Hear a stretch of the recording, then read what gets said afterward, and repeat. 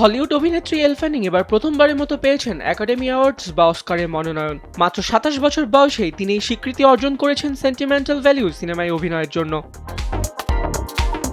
মনোনয়ন ঘোষণার মুহূর্তে বিষয়টি প্রথমে বিশ্বাসই করতে পারেননি এল। সম্প্রতি গণমাধ্যমকে দেওয়া এক সাক্ষাৎকারে তিনি বলেন, ২২ জানুয়ারি মনোনয়ন ঘোষণার সময় তিনি ও তার বোন ডাকোটা ফ্যানিং মায়ের বাড়িতে ছিলেন। আগের রাতে অনেক সময় পর্যন্ত বাইরে থাকায় সে সময় তিনি গভীর ঘুমে ছিলেন। হঠাৎ ফোনে বার্তা আসতে দেখে চমকে ওঠেন তিনি। সিনেমাটি মোট ৯টি বিভাগে মনোনয়ন পেয়েছে। এর মধ্যে সহ অভিনেত্রী ইনগা ডোটাল লেলিয়াস, সহ অভিনেতা স্টেলেন স্কার্সগার্ড, প্রধান অভিনেত্রী রেনাতে রাইন্সভেরও মনোনয়ন রয়েছে। পাশাপাশি সেরা চলচ্চিত্র, পরিচালক, চিত্রনাট্য ও আন্তর্জাতিক ফিচার ক্যাটাগরিতেও জায়গা করে নিয়েছে ছবিটি। এল বলেন, নতুন চরিত্রে নিজেকে চ্যালেঞ্জ করতে তিনি সবসময়ই ভালোবাসেন। এই চরিত্রটি তার কাছে এক ধরনের কাথারসিসের মতো অনুভূতি এনে দিয়েছে। শিগগিরই বোন ডাকোটার সঙ্গে দ্য নাইটিঙ্গেল সিনেমায় অভিনয় করতে যাচ্ছেন তিনি। মার্চের শেষ দিকে শুরু হবে ছবিটির শুটিং।